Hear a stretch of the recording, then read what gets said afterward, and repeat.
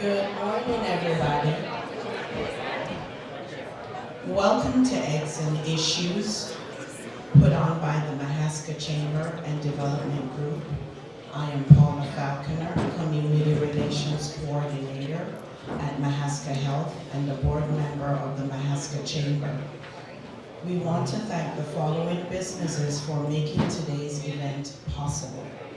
Midwest One Bank for sponsoring the coffee, Smoky Row for the use of the facility, George Daly Auditorium for setting up the sound. We also want to thank the American Legion, who will now lead us in the Pledge of the Allegiance.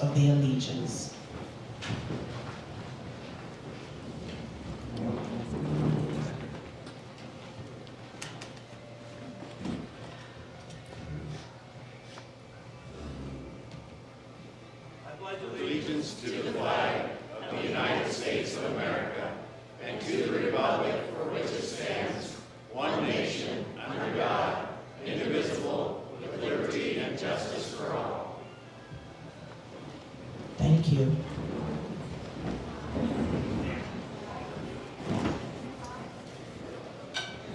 The panel for this morning includes Representatives Helena Hayes and Barb Kenneth Makula and Senator Ken Rosenblum.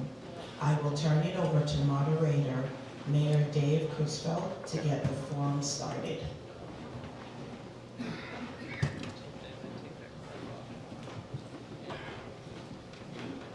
Thank you very much. Thank you for being here this morning. We've got a full audience, and so that's a pleasure to see. Paula's done a good job of introducing our panel from today. There's been a lot going on in the legislature, even though it's been just a couple of weeks that they've been in session. So what we typically do is start off with opening remarks from them, anything that's on their mind, anything that they would like to immediately share with the audience. And so why don't we go ahead and start with you, Ken?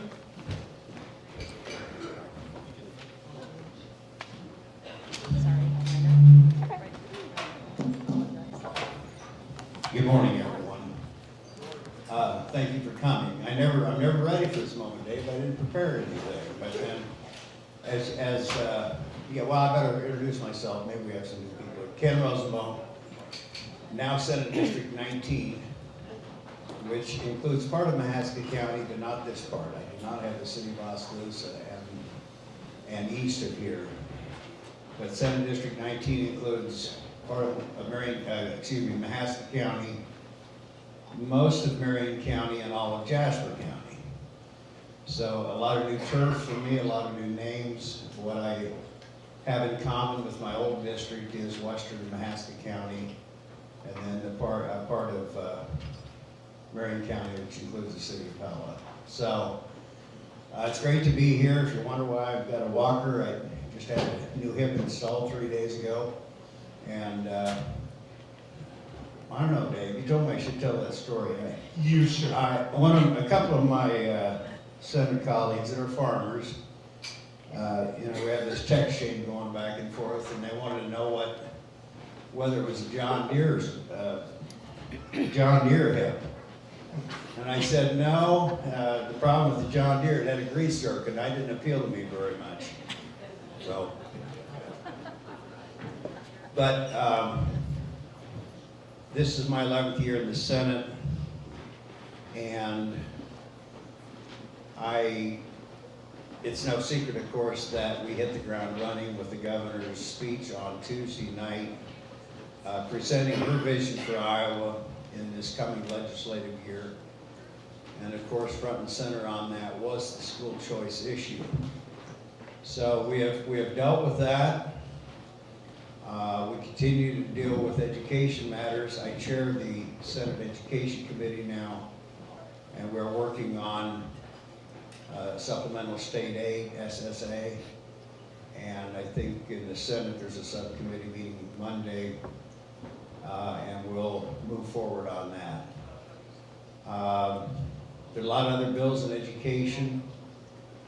There always are, and so we'll just sort those out and discuss them and make changes as we go along.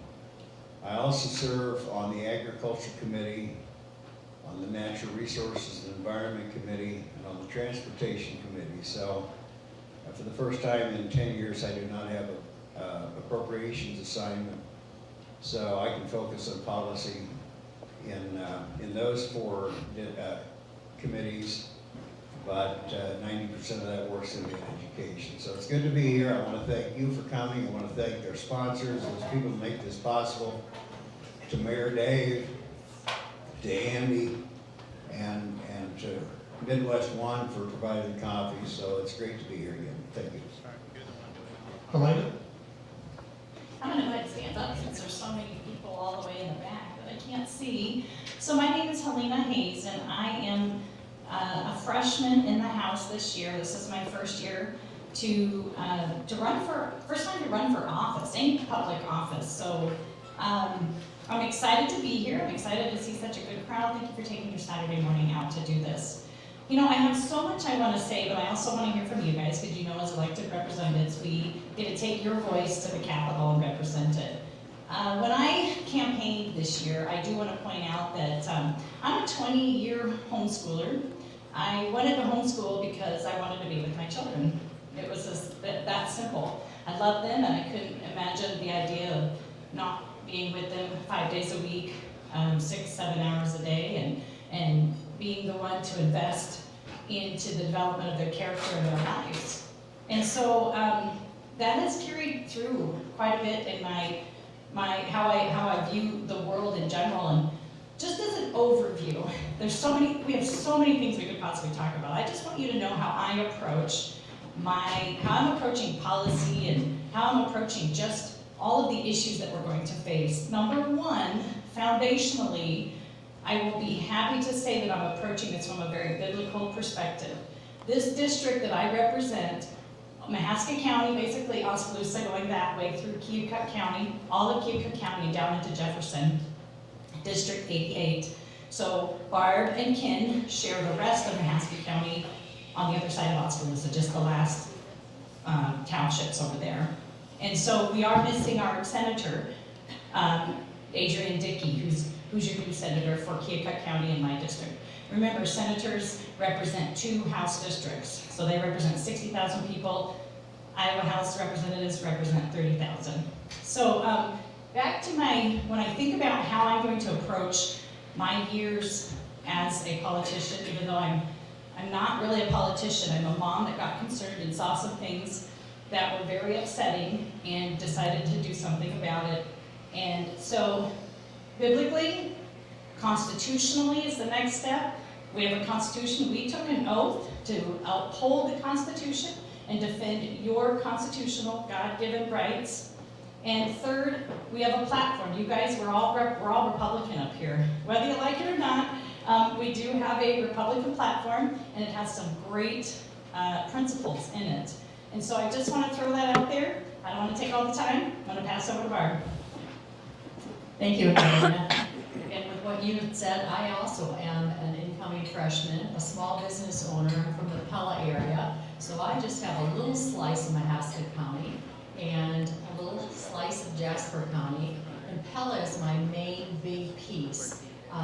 So I appreciate all of you that have come here today to take your Saturday morning and listen to what we have to say, and that we in turn listen to what you have to say, so that we're able to take this back to the Capitol and work for you guys.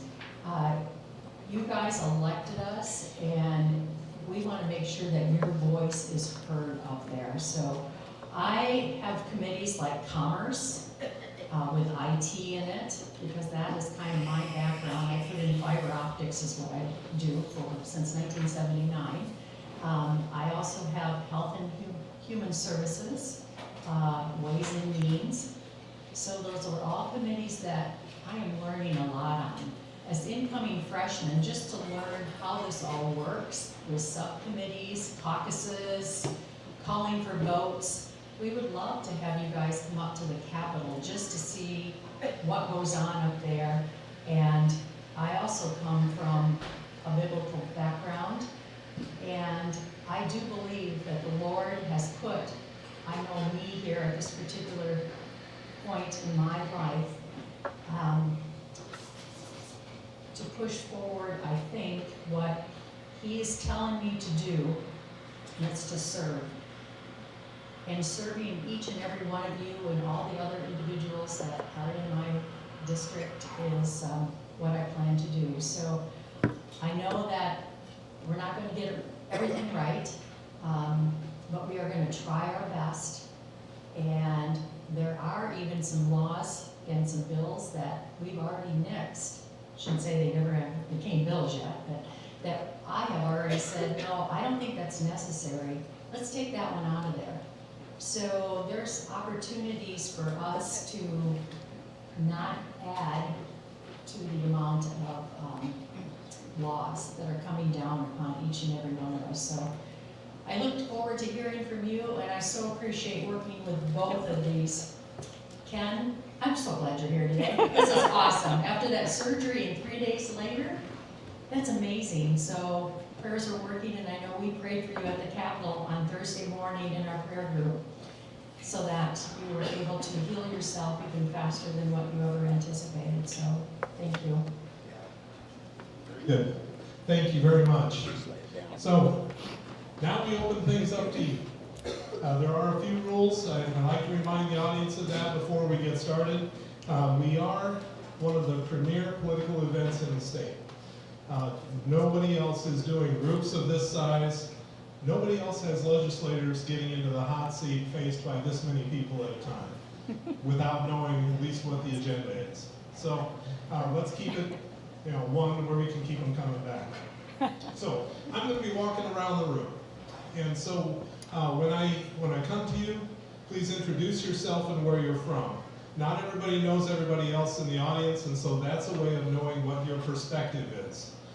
And so if you are an educator or if you have a certain farming background, please let us know about that. Also, polite, courteous. This is a group where we all try to get along, and it's an intellectual exercise. We're trying to understand one another and what's going on. Finally, a couple more things. Occasionally we run into people that will get up and they surprise me because they have a prepared statement. They'll whip out a piece of paper and oh my gosh, it looks like it's going to go for a long time. I will interrupt you if it's going to go more than 20 seconds. There's a couple of things they don't make anymore. One of them is farmland and the other one is time. And your time is worth more that way. And finally, last year we had something new. We had protesters. And so if you are going to do a protest, understand you'll probably defeat your own purpose. It's not a particularly welcome thing here because it's interrupting the time and it's disrespecting the people who are here for a purpose. So please, don't do it. And if it does happen, we have ways to shorten that for you. You're welcome. So, enough with the opening remarks. Is there anyone who would like to ask a question this morning?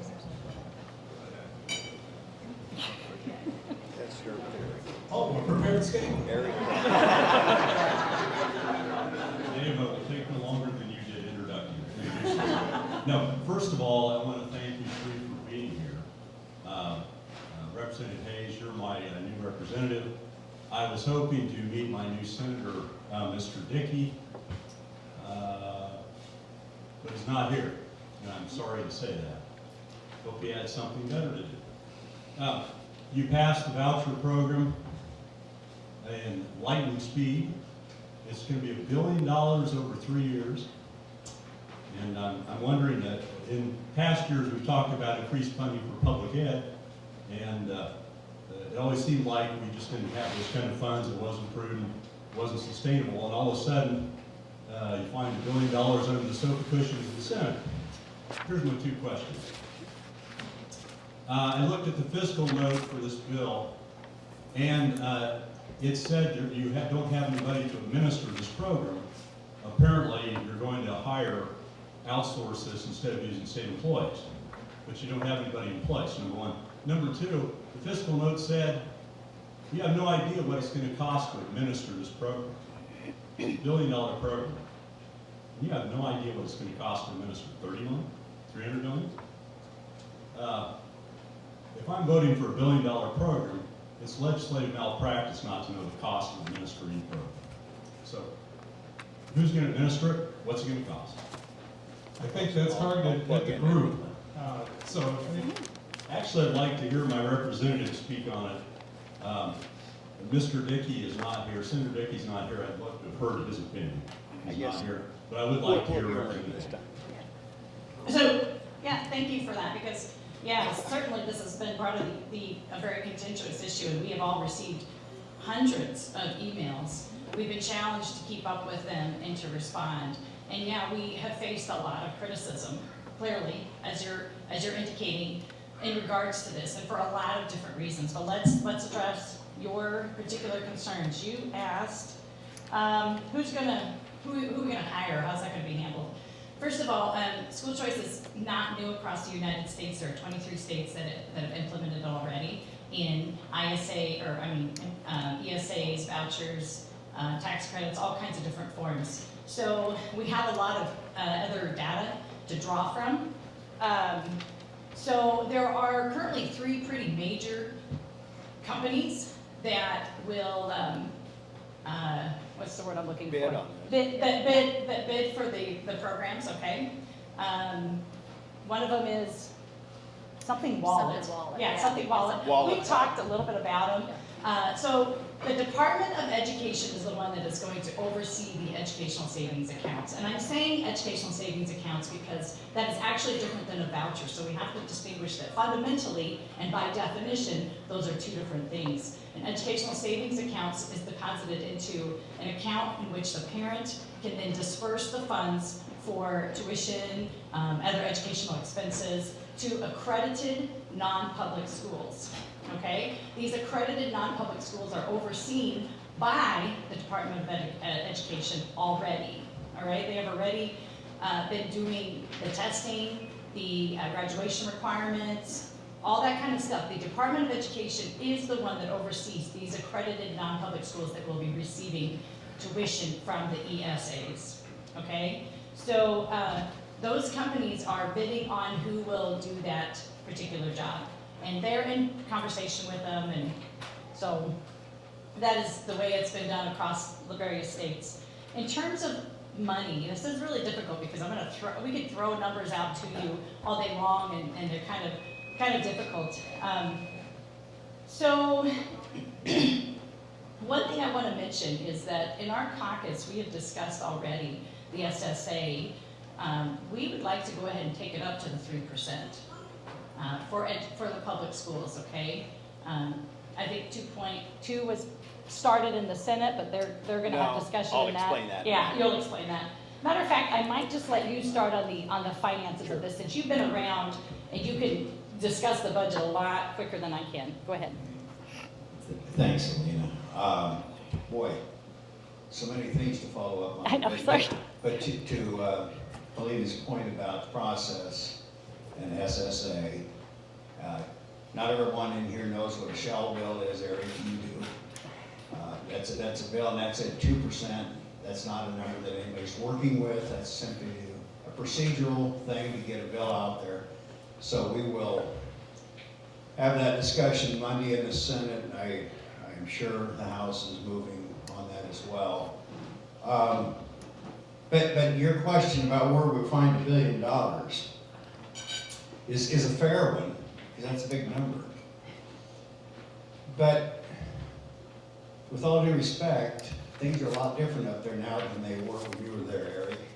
We have had, for many years, we've had a long-range process, budgeting process, that has allowed us to do some really good things, like last year's very significant tax cut to avoid, or so that retirees no longer have to pay income tax on their income. So, and we're going to do this.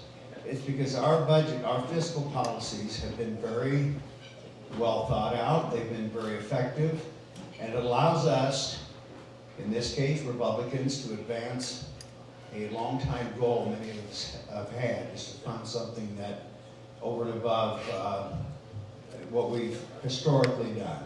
Let's face it, the biggest part of this issue is is the fact that we've always done it this way, right? We're all human, we all resist change.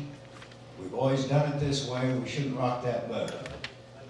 Well, time passes, things change, and it's certainly time that we took a look at this, and we are able to afford it.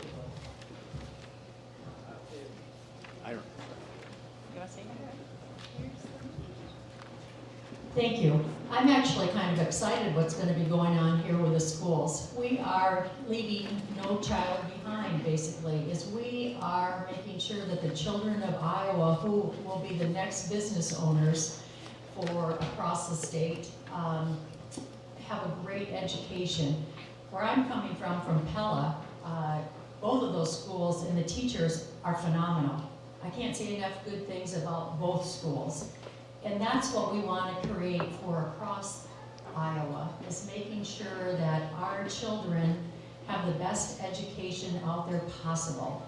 And I believe that we're doing the right thing, and I'm excited to see what some of those rural schools will be doing with some of this extra funds that are now not siloed anymore for them, that they're able to use in special instances for the teachers. I think, I have a daughter that's a school teacher, not in Iowa, but she's passionate about those students. And that's what we want to make sure is out there, is that you go into this because you love children and you want to teach them, because they are the next generation. That after all of us are gone, they are the faces of Iowa. So how do we best equip them for that? So Before you go on to the next question, because I know this is such a concern for so many people right now, we know that pictures can say 1,000 words, and I know you can't see this very well, way back there, everybody, but here's a chart. The blue represents the funding that is going to be going to public schools in the next 3 years to 2027. The orange represents the funding that will be put into the ESAs, which is not actually coming out of the public school fund. Okay, it's a separate state fund. Just to put this in perspective, 56% of all revenue that comes into Iowa, okay, all your sales tax, all the money that Iowa brings in, 56% of that is poured into education. 29% Medicare, Medicaid, okay? That's almost 85% of our state budget goes into 2 buckets, okay? Pretty significant, and then everything else gets the rest of the funds. So when we look at the numbers, because again, I don't want to lose people on numbers, $4 billion by 2027 will be poured into public schools, while at that time, $341 million will be going into ESAs. So that last picture will give you an idea of what it looks like in terms of relating the two. So yeah, a lot of thought and careful consideration has gone into projecting this. Just like public schools, you estimate what your budget is going to be for the next 4 or 5 years based on some assumptions that they've carefully ran all of those numbers, done all the stress tests to see what it's going to look like, and they're very, very good. So this just opens up more opportunity for our students. Excuse me. Go ahead. Next question. I was gonna say that. Yeah. Sorry. So I guess just to, Catherine Cole Vivian, rural Lighted. So I guess just to kind of keep following on this train of discussion, since both Senator Rosenboom and Representative Hayes mentioned all the careful fiscal planning and financial analysis. Well, I was curious for Representative Hayes and Representative McCullough, why then the House rules were specially changed to keep this bill out of the Appropriations and Ways and Means Committee that would help give that financial oversight to this. You want to answer that? I think they just felt that that was a better way to handle such a big piece of what the House was going to be dealing with. So it was just, I think, better and easier volunteer if they had a group that really knew what was going on within this, be a part of that, rather than possibly even throwing in some of us incoming freshmen and so forth. Let's have people that are close to this be a part of that group that actually knew what was going on. Do you want to add any other comments, or do you? Well, You probably have more to add to that, Ken, I'm sure. well, Catherine, and this is going to be follow-up a little bit with Eric's question too. There's no secrets here. Eric suggested that there's the great unknown what this administration cost will be. Some of us believe, Eric, that the private sector, with its competitive nature, can perhaps do things better than government can do them. I think that we will get as Alita mentioned, a bid process, and so the administration of this will be a competitive process. And then, Catherine, to your question, we were charged in the Senate with all sorts of wild and crazy fear-mongering statements. We all knew. I don't even need LSA. Didn't need LSA to figure the cost of this program. A simple calculator, a simple knowledge that we have 33,000 or so private school children in Iowa. You do the math. Any of us can do it. So that there aren't secrets here. There aren't hidden things. It's all out in the open. It's all very well. And I think, and I ought to be careful here, speaking to a House issue. There was a committee set up specifically for this, that's called the Education Reform Committee. Right, so, which has been done before for specific pieces of legislation that required a unique set of eyes on it and expertise and experience. Providing equal time. Helena, any comments? I think those are pretty good. Okay. Kyle Brown from here in Oskaloosa. Ken, you mentioned that you looked to privatization to push this through. We privatized Medicaid a couple of years ago, right? Like 4 or 5 years ago. Then we moved towards privatization of Medicaid. We had the gentleman that runs a hospital here complaining a year or 2 years ago about how it took 9 months to get paid through that. So why is this going to be any better? Well, I will say it was 5 years ago, Kyle. We were here, we were hearing all the horror stories then, This right? was just 2 years ago, we heard a horror story about Medicaid. And those things, when you make significant changes like that, there are bumps in the road. That doesn't delegitimize the effectiveness of what we're trying to do. But we've lost how many? We've lost mental health facilities because of that bill. Like we've lost a lot of We're stuff. providing more mental health services in Iowa than we ever have before. We started the first children's mental health program in the country. So why does it take weeks or months to find a therapist in Southeast Iowa? I didn't hear that part. It takes weeks, if not months, to find a therapist in Southeast Iowa. So I don't. We have a problem in rural Iowa with therapists, with teachers, with welders, with veterinarians, that's part of what we deal with every year in the legislature, is that we recognize that rural Iowa, it's tough to recruit people to some of those things, especially the highly paid, highly skilled jobs, which is why we've done a lot of the loan repayment incentives to get people into rural Iowa. So that's a fair question. It's also a question that pertains to many other sectors in government.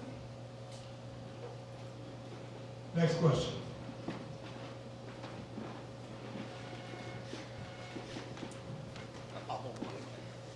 Kurt Keogh, Oskaloosa resident. As I look at how the education bill is structured, in 3 years we'll be offering a savings account up to $7,400 per student for every Iowa resident. Average tuition at private elementary schools averages about $3,000 to $4,000 right now. So is there any disincentive for any of these private schools to increase their tuition up to the minimum education savings account?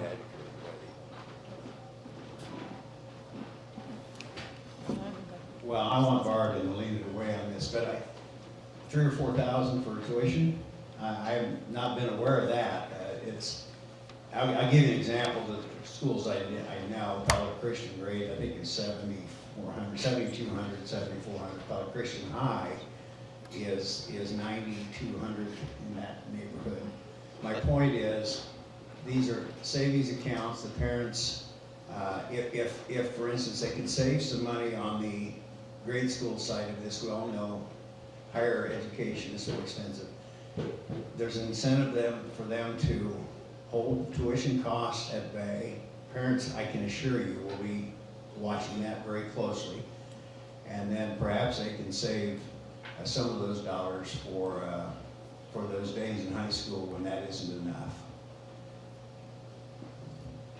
So we do have at least for sure, one Christian school superintendent in the crowd, and I think that question is better going to be directed to administrators at the schools, because, yeah, they're the ones that are going to have to be able to answer for that. Is it going to benefit them somehow if they continue to raise tuition to max out on that, is kind of what your question is. Please be aware that private school teachers are paid much, much less than public school teachers, okay? Check out the numbers on that. I don't want to quote those, but I know that they're significantly lower. And another thing I want to bring out too, I spent 2 nights ago, I was at a forum with all school board members and public school superintendents. And so you can imagine that was kind of a fiery conversation too, because the public schools right now feel under attack. You know, you do. You feel like we are taking away from you something that belongs to you, something that you want, something that you need. And what I think we realize is that as we see what is happening on the grander scale at the Capitol, that's actually not the case. There are many, many good things coming to public schools. And what's happening at the Capitol, we are not abandoning public schools. Over 95% of students go to public schools across Iowa, and they will continue to, because statistics have shown that only 2 to 3 to 4% of states that offer school choice actually, 2 to 3% actually have an uptake of those that go into ESAs, okay? That means that there's not a huge abandoning of the public schools. Most people are fine. They love their public school. They take great pride in them. There's no reason for them to leave, but please don't forget the why we're even having this conversation, okay? Why are we here talking about choice in the first place? And that is because that night when I talked to all those school board members, one of them asked at the end, they said, what can we do better? He asked, what can we do better? And 2 words came to my mind: communication and trust. Trust with the public schools has been dissolved, okay? Many parents are not happy because of what is occurring in the public school in terms of gender identity, discipline issues, CRT, all of these very sort of intangible, moral kinds of ideologies and stuff that story after story after story across the state of Iowa, okay? I can show them to you if you disagree, but they're happening. So parents are upset. So part of the reason why we're having this conversation is because there's a need for it and there is a demand for it. So please don't forget the why that we are having this conversation. And so restoring trust in the public schools, again, needs to be had, absolutely. And so that's going to start by better communication with administrators, students, parents, because parents feel like they are being shut out of their own children's education, okay? That they're being undermined as the parent to those children. So it's a very serious issue. You don't want to go there, okay? We all know that the biggest fan for children is going to be mom and dad. And so, will I defend that? Absolutely, absolutely. So, Barb, do you want to say anything, or should we go on to the next question? You ready? I'm in agreement with everything that you've said, Helena, because that's exactly what we ran on too, is that children, parents, choices, it's all about it. But we also want to make sure that the teachers are getting tired and they feel like their arms and their hands are strapped for what they can do to help in these situations. So just encourage the teachers. Public schools, Christian schools, and yes, that is true about the Christian school teachers being paid a totally different amount than what the public school teachers are paid. So a lot of these teachers, they do it because of passion. And the next time you see a teacher that you know, just encourage them, because there are a ton of good teachers out there.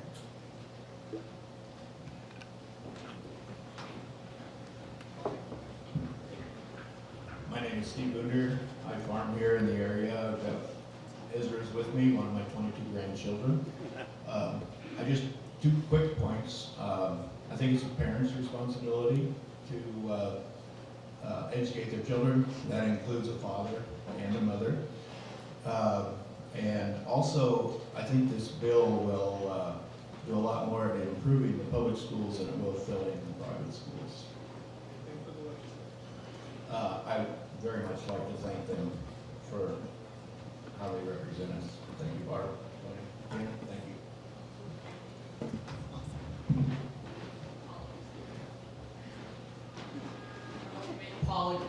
First of all, Helena, you don't, oh, I'm sorry, I'm Martha Comfort and I live in Oskaloosa.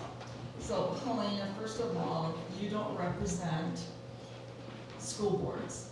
You may speak to school boards, but I don't think you should come here and represent how they feel. I know my son is on the Oskaloosa School Board. I have a son that teaches, so I think we need to be careful about generalizing everything to every school district here in our area. Secondly, I'm tired of the myth of CRT. It cannot be taught in Iowa. So please quit perpetuating that myth. Lastly, Dave, I was coming up. I work and serve several school districts and communities in very poor rural districts. I met with schools down in Corydon and also in Seymour school districts down in Decatur. We have a lot of poor communities without the option of private schools in those areas, so this doesn't meet their needs even if they wanted to. If there was a school district or an area that had a private school down there, the cost would be prohibitive for parents to travel. So we've left those kids out of the conversation. Any response? Yes, CRT. It's not supposed to be. It's against the code, but it is. And I can get you the video of the 5 Des Moines school districts that discussed it on Zoom. It's recorded. You see their pictures, you see their voices, and they are talking about how to subvert the law, okay? CRT means critical race theory. It's basically dividing people by race and saying that whites are inherently racist and things like that. It actually is being taught, and I'd be glad to send anybody the videos. Even though it is, so I'm glad you guys are against it because you're being obedient to that law. Thank you for that. But it's well, we can certainly take a look at that video because that's what that video is talking about, is they are the ones doing that. So does that raise alarm for parents? Absolutely, because they are sending these children to those schools and trusting that they will be safe and not undermined in their belief systems. So yeah, there's so many testimonials and so many stories that I don't even know where to begin. So do you want to say anything to that, Ken? No. just ditto, I mean, my Okay. goodness, there's evidence all over. Sure. Sure, yeah, I would be glad to send them to And anybody. there is Oh, sorry. one other thing, Martha, that you mentioned. You're right that, what is it, 41 counties in the state will not have access to private. I understand that, we all understand that.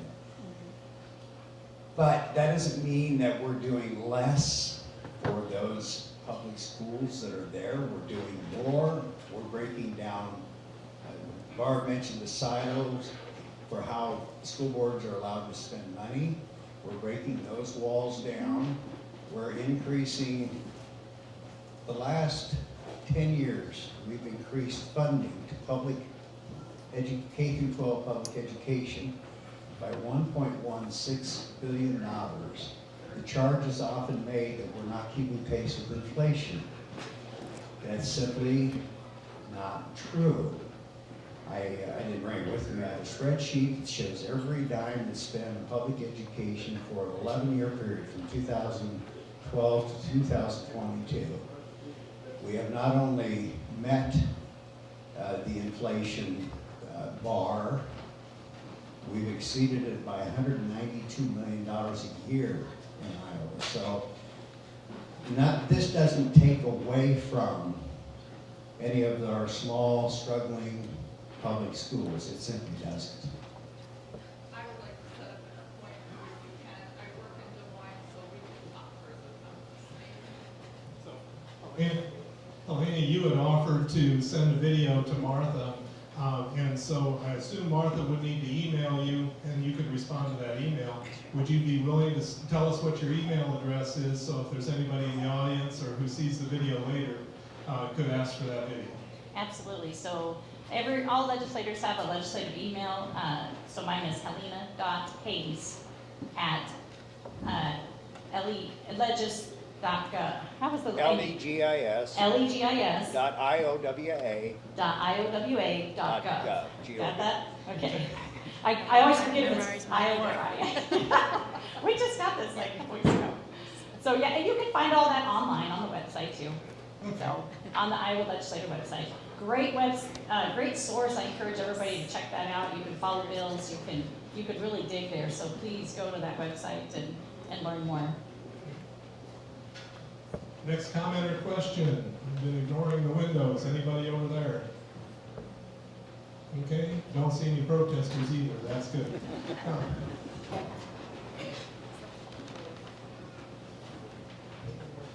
Michael, I'm a retired machinist from Beartown. I too can talk about school issues, but Helena knows that we discussed it in this email, but let's change topic altogether. There's a rumor going around that there's going to be an open season proposed for the trapping of raccoons year-round. I think that's a horrible decision. Obviously, the populations are high, but in my 60 years of trapping, thousands of acres of wildlife habitat have been destroyed for another acre of corn. The brushy draws are gone, the old barns are gone, the old houses are torn down. So any wildlife that used to live there now is basically concentrated in smaller areas, farmhouses and so forth. And anytime it's concentrated, you end up with diseases. Bird flu, raccoons have distemper. It's horrible in the raccoon population. It just kills thousands and thousands. So the last year that I've got figures for was 2021 harvest of roughly 34,000 coons in Iowa. Does anybody actually think that trappers are going to go out in April, October, whatever off-season to trap raccoons that are worth nothing? I recently sold a batch really nice raccoons for $7.50 a piece. Any of those raccoons caught 1st of November would have been worth $2. Any of them in the middle of October would have been $0. So who do you think is going to go out there to reduce the raccoon population? It's just not going to happen. All you're going to do is give a license to farmers to shoot on site, which is a horrible thing to do for our natural resources. So institute a possible bounty, temporary on a year-to-year basis, but don't pass a law to open it up forever. In response? I haven't seen such a bill, Mike. Maybe there's lots of bills get filed. I'm very aware of the coon population problem. It's a huge problem in Iowa. Probably don't notice it so much in town, but out in rural areas and crop damage is significant, and it's grown so much because, frankly, I didn't know you could get $7.50 a piece for them. I thought that was. Those were hand-selected. Yeah, okay. I didn't know you could get much of anything for them anymore. But the population is out of control. I hear what you said on season, but I didn't hear how this would hurt. I mean, if someone wants to trap a coon in May and maybe he's not doing it for the income, maybe he's doing it for population control. So there's two sides to that issue. I'm not sure. Don't know what the bill says. Haven't had conversations about it, but I'm not sure why it would hurt anything. I'll let other people decide whether they want to catch it for $2 a piece. So yes, actually that bill just got introduced into the House Thursday. It will be going through the Natural Resources Committee, which I am on, and I will be serving on the subcommittee for that too.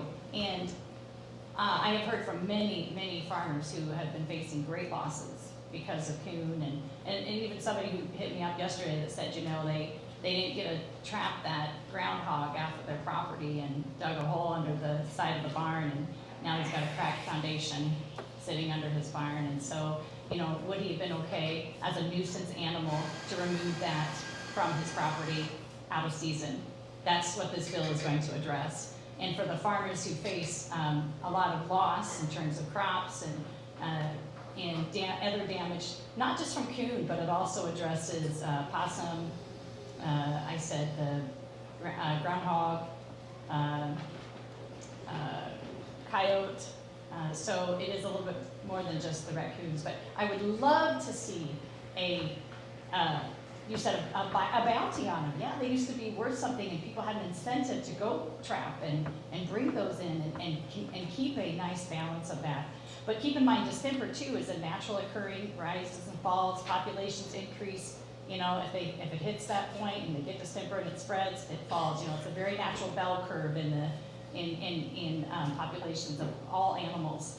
And so, yeah. I would love to see a bounty. If we could work on that, that would be great to get more balance. But yeah, that will be coming through subcommittee, and I'm going to tell you right now, I'm going to be in support of it. We do have, you know, we sit in a region where we have farmers that are facing great losses in that, and yeah. So reach out to me with any more questions and concerns. But I would love to do what you said and increase that trapping incentive. I heard a little bit about this bill, but personally, I live next to a farm field, but I'm in the town of Pella, and the raccoons actually take out housing underneath my deck. So I can't even keep up with trapping them and then taking them out to the country and basically getting rid of them. So maybe I'm causing the population hit for the farmers. I don't know. Maybe I'll have to think on that one again here a little bit. So anyhow, but we had the same thing with the deer in the town of Pella, actually. There's so many of them. So I think that I agree with Helena that the bounty idea is a great idea. So, but I'm not sure, I haven't read any more on it as to what's going to happen with that bill. But yeah, sometimes they are a nuisance in town and out of town. And I believe, just real quick, this bill will only be addressing agricultural areas, okay, specifically to enable farmers to reduce that population because of loss. So it has to be considered deemed a nuisance. All right, so this isn't just a bunch of people going around shooting, you know, deer or shooting, you know, a bunch of raccoons, spotlighting them at night, okay? Next question. Thanks, Mayor. Margaret and I from Haskell County. Here on behalf of the county, so I thank Representative Hayes and Barb and Senator Ken for coming. I know your schedules are full this time of year, so it's good to see you. And I would like to say thank you to Helena for coming to the courthouse. I know there's issues going on at the Capitol. You came and spoke to a lot of, or some elected officials, people that things would affect, and you asked their opinions and thoughts. So they appreciated your coming and wanting to listen. I know you guys are very familiar with the lawsuits going on in Haskell County. Specifically, we just finished with EMA. It took 7 district court rulings for EMA to figure out their boundaries and limits. We're talking about money and where it's all going. Approximately $800,000 to $1 million has been illegally taxed over many years, according to district court now. Is it the legislature's approval or thought now to create another taxing authority in the counties after all these issues with no accountability and no oversight, when the focus of the legislature now is trying to limit the growth of property taxes? Thank you. I'd like to hear your answers, and feel free to come anytime. I know city manager and I would like to get together and meet with you guys and just let you know what's going on. We understand there's a limited amount of resources we have here between the city or the county, and so we'd like to use them wisely. And so this is a concern for both entities. Is there a bill that you're referencing that I know tax authority? in Senate File 41 to make EMA now a municipality. And so I think you could ask the crowd here, who even is EMA, who makes it up to give them authority to tax. Back in 2015, it removed the language of using the supervisor's approval to tax on the county. This is not just an issue in Haskell County. Just to be honest, there's supervisors across the state having issues with this. They're all calling now, wanting the court ruling, they're all wanting information, they're all talking to people, want to know what the issues are. And so, you know, as taxpayers of the county, I think they do look to the school boards, the supervisors, the city councils, really the taxing entities and authorities. And so creating another one, nobody even knows who sits on these boards, I think would be highly unfair to the taxpayers. And so in 2015, the language was moved just with supervisor approval. I really encourage those words to be put back into the legislature to really clarify this issue. Because if people cannot come to their elected officials and persuade them the need for it, who are they going to go see to go around them? So thanks for your time. I really do appreciate you guys' time coming. So, and just so everyone is aware, the city of Oskaloosa and the supervisors are working on 911. There's going to be a consultant reveal some thoughts and recommendations February 6th at the Oskaloosa City Council. And so it is interesting to see when two entities come together and realize they both have boundaries limitations, but the same purpose, how we work together and try to kind of a common purpose and trying to resolve this peacefully. So again, thanks to the mayor, thanks to Manager Amal of Oskaloosa. We are moving forward in this county. I just want you guys to be aware of legislature, maybe trying to clean this stuff up so maybe that's not the same purpose we had to. Thank you for your time. So Ken, have you seen SF 41 at all? I have not. I haven't seen it, but I don't serve on a committee that would have dealt with that. And at this point in the legislature, most legislation's in the subcommittee process, a little bit at the committee level, but unless it's a subcommittee you're on or a committee that you're on, you generally don't spend a lot of time chasing down 1,000 bills, not knowing whether they're going to be in front of you or not. So no, I haven't seen it, but now that you gave me a bill number, I'll look it up, aware of the local issues with that, and we'll respond accordingly. I know where you stand, Mark. So the supervisors are the doorkeepers of your tax dollars here in Haskell County. And you want to keep it that way because you get to hold elected officials accountable, just like us. And that's what elections are for. If you're unhappy, then you get to speak your voice on who you vote for. And so, yes, in the House, we do have several pieces of bills regarding this issue, and it has been across the state a problem. And basically a no cap on a levy that allows you guys as county residents to get taxed unlimited. And the problem with this kind of stuff and the stuff that Mrs. Comfort's bringing up here when it comes to finances is this is some really deep, complicated things, and they can't really be fully fleshed out and answered in a 1-hour forum. So if you guys are serious about understanding and serious about following these up, you need to make sure that you are in contact with us, because there's a lot of paperwork and there's a lot of numbers. So I apologize that we don't get to give you all of the details in just 3-minute answers, because it's just not possible.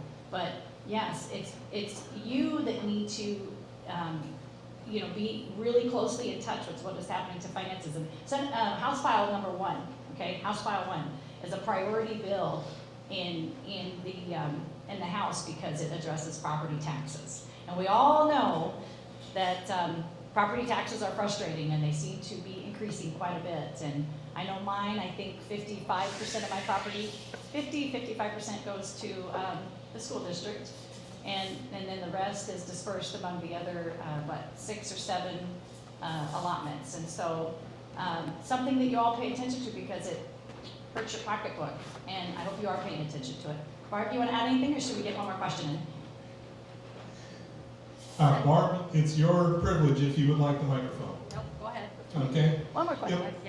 Yeah. Okay, we've got time for one more question. Make it good, make it short.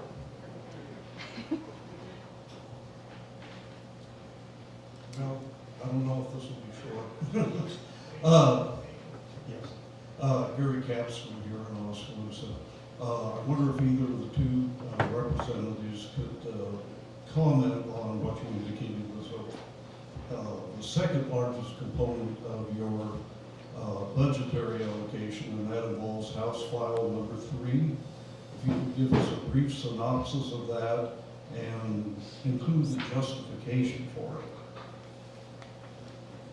And can you describe what HF3 is? I think I heard, okay, so you just summarize what you want again? HF3 is the number that Gary gave. Okay. Okay, so you're just asking what it is? Yeah, so House File 3, yep, the welfare reform. So clearly, after COVID, we've seen a lot of issues with, just difficulties in people not having incentives to go to work, not having incentives to, meet their own personal needs, and so the state is being heavily burdened. When it comes to, again, the details of how all this works, because there's some federal funds coming in, there's state, there's lots of things that go into play. So this particular House File 3, which is one of the priority bills of leadership, is on welfare reform, and you're probably referring to the SNAP benefits in particular, that when this bill was introduced, some of the language said something about basically that people that were receiving food stamps couldn't buy meat with it, is what it was sort of implying. And that language was not quite meant to imply that, and so they're working on that. That is not what the intent of the bill was at all, because I think it took WIC funds, like how the WIC program is set up, and then applied it across the board to SNAP. And so it limited what people could purchase when they were on food assistance. That was not at all the intent of the bill, but it did open up a lot of good conversation regarding that. So that you don't have to worry about that being imposed upon on SNAP benefits. But they are trying to look at reforming that because it's quite costly, and we all know that in essence, we want people to work hard and to earn a living and to be contributing, people of society, so that you all don't have to pay more and more and more for people to not work. And there's been a lot of conversation about that across the state, especially with COVID and the benefits to that and stuff like that. So just something to keep in mind. But Barbie, go ahead. It's basically to ensure that the welfare program is truly available for eligible individuals. Making sure that those that are on the list, we're authenticating who they are and to address what you were talking about too, with the SNAP. That came up because of all of this, and I don't know if that's what you're referencing for sure or not, but what they're gonna hopefully try to do is eliminate, you can't buy pop soda or candy on this one. But the meats are allowed, they're canned meats and some of those sort of things. So I don't know if that's what you're getting at, but it originated in order to make sure that the people that are on it are supposed to be on it. Because there's been some fraud in the past on this. We're just trying to clean things up and making sure that those that really need this are the ones that are on the program, that we're not even missing someone, because that's important too. Yeah, and it is a nutritional program, so they were addressing, you know, you don't get to buy cigarettes and beer, and so, you know, can you buy nutritional items, you know, and be more careful about how that money is spent. Anything you want to say? No? So we're winding things up here. Any parting comments for the folks at the front? We'll start with you, since you haven't got to talk as much as you like to. Well, just again, thank you for coming. Helena or Barb, one of them mentioned our legislative website. I've been doing this for 10 years, and I still find things on that legislative website that I didn't know existed. I think Steph's learned how to navigate it pretty well. But my point in bringing this up is you can be part of the process maybe in a more significant way than you believe you can be. You know, there's on any bill, if you're trying to find the right tab, I'm not going to go through all that. You can check out a bill that's at the subcommittee level. You can actually type in your comments on that bill in real time. You know, anytime, day or night, those comments will be recorded. So the legislative website is really interactive. It's a wonderful website. As with any other technology, you have to learn how to navigate it. But I'd encourage you all to go there for things that you're passionate about. Other than that, thank you again, Dave, and thanks to everyone here. Helena? Yeah, so he's been at it years, I've been at it 3 weeks. So, steep learning curve, drinking from a fire hydrant, but I absolutely love it. It's people all the time, and people are what matter, you guys. I was really happy though to get to wear jeans today because we have a sort of a dress code at Capitol, and this is the first pair of jeans I've worn in 3 weeks. So just make sure you give thanks for the simple things, right? I just want to say a couple of websites, we're throwing them out there.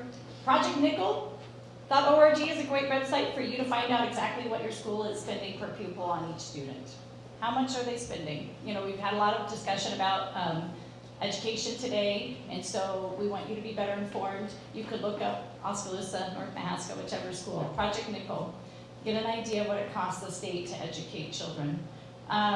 Also, iowaschoolperformance.org, you can see how your school is doing and how it's performing academically, and lots of statistics there. So there's so much available to you guys that I wonder how anybody gets anything done. You've got jobs, you've got families, you've got things to do, but there are so many opportunities for you to get equipped, to get lots of information. So please, there's also always a lot of, and I don't even like the word, misinformation floating around. We know that. COVID woke us all up to misinformation.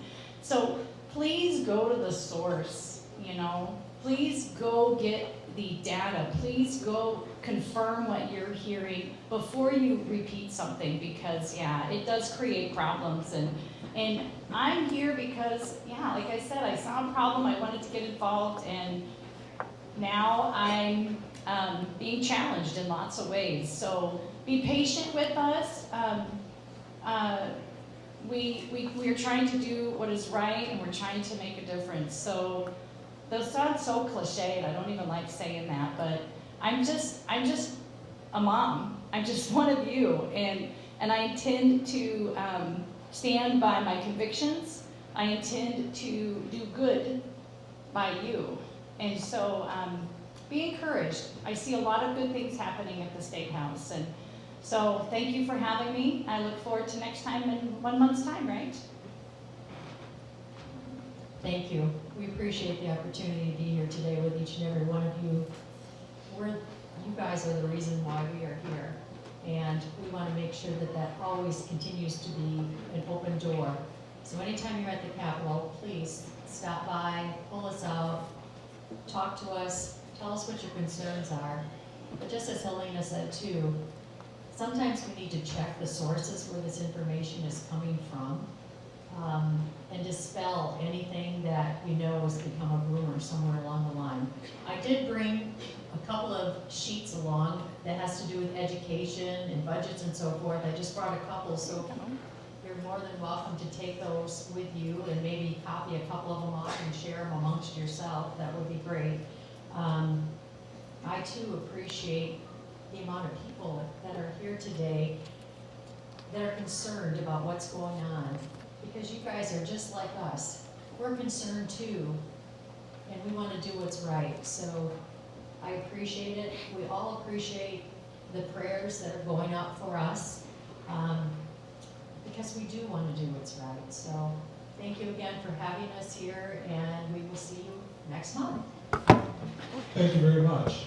And so, yeah, that gets us to the end of today's Things and Issues. As is usual, I want to say a special thank you to the Oskaloosa Area Chamber Development Group for organizing all this. Smoky Row, giving us a venue where we can sit, we can enjoy. To Midwest One for the free coffee, thank you Sandy Bailey.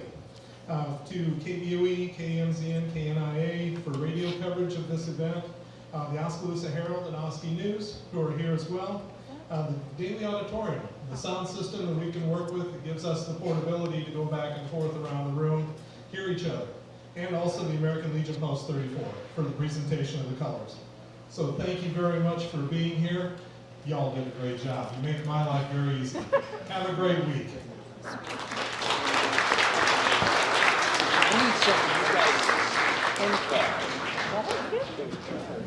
Oh yeah, the charts are great.